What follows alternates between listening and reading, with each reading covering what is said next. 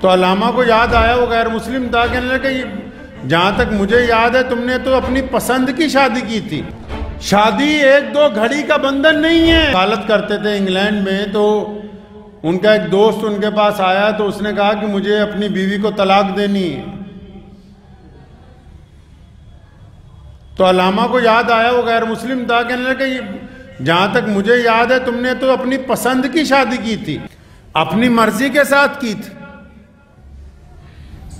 تو کہنے لگا ہاں، لیکن اب میں چاہتا ہوں کہ بس اس کو رکھنا نہیں ہے، تم میرا عدالت میں مقدمہ میری طرف سے دائر کر دو۔ وکیل تھے علامہ اقبال،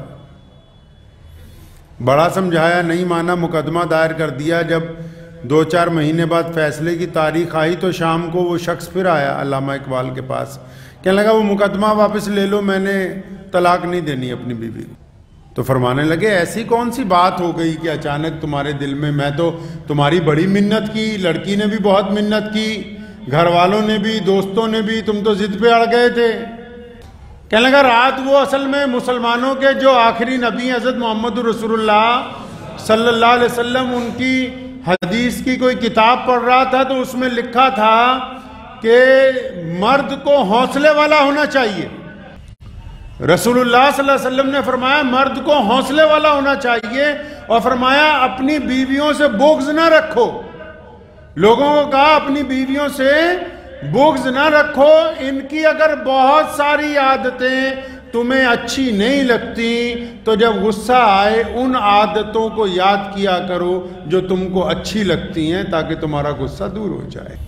کہنے لگا جب سے مسلمانوں کے نبی کی یہ بات پڑھی ہے کہ ان عادتوں کو دیکھو جو اچھی لگتی ہیں، تو کہتا رات میں پھر اپنی بیوی کی اچھی عادتیں گنتا رہا، تو آج کے ایسے ماحول میں جہاں بدماشی عیاشی عام ہے، کہتا اس ماحول میں بھی جہاں مجھے ایسا لگا کہ یہ بعض اوقات مجھ سے لڑتی ہے، جھگڑتی ہے، بدتمیزی کرتی ہے، اگر کام نہیں کرتی، لیکن اس بدترین ماحول میں بھی اس نے کبھی میرے علاوہ کسی اور کے ساتھ تعلق قائم نہیں کیا، اس بدترین ماحول میں اس نے میرے گھر میں کبھی خیانت نہیں کی۔ کہتا اس کی یہ نیکیاں مجھے اتنی پسند آنے لگی کہ صبح تک میرا فیصلہ تبدیل ہو گیا۔ اب میں نے سوچا کہ جیسے محمد رسول اللہ صلی اللہ علیہ وسلم کہتے ہیں اس طریقے کے ساتھ زندگی گزارنی چاہیے۔ نکاح جو ہے وہ 1-2 دن کا مسئلہ نہیں ہے، شادی 1-2 گھڑی کا بندھن نہیں ہے، اور شادی بزدلوں کا کام نہیں ہے۔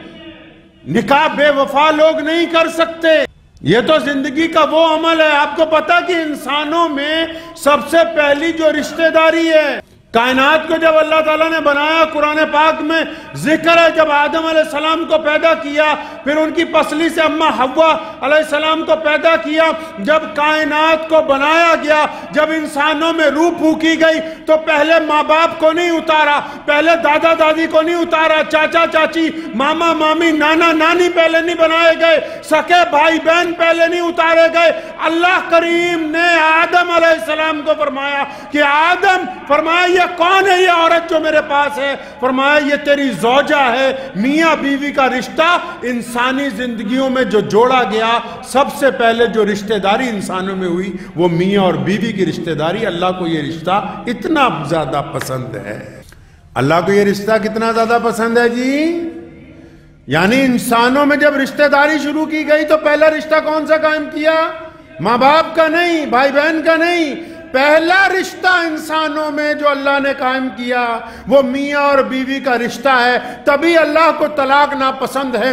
اللہ نے جس رشتے کو خود جوڑا ہو، اگر اس رشتے میں کرواہٹ آتی ہے تو ہمارا کام ہے کہ اس کو مٹھاس میں بدلے۔ اگر اس رشتے کو کوئی توڑنے کی کوشش کرتا ہے، ہمارا کام ہے اس رشتے کو جوڑیں۔ اور اللہ کو وہ لوگ پسند ہیں جو میاں بیوی میں صلح کرا دیں، اور ان لوگوں کے لیے اللہ کا عذاب موجود ہے جو جان بوجھ کے میاں بیوی میں دشمنیاں ڈلواتے ہیں، وہ دنیا کے اندر بھی ذلیل ہوں گے اور آخرت کے اندر بھی ذلیل ہوں گے۔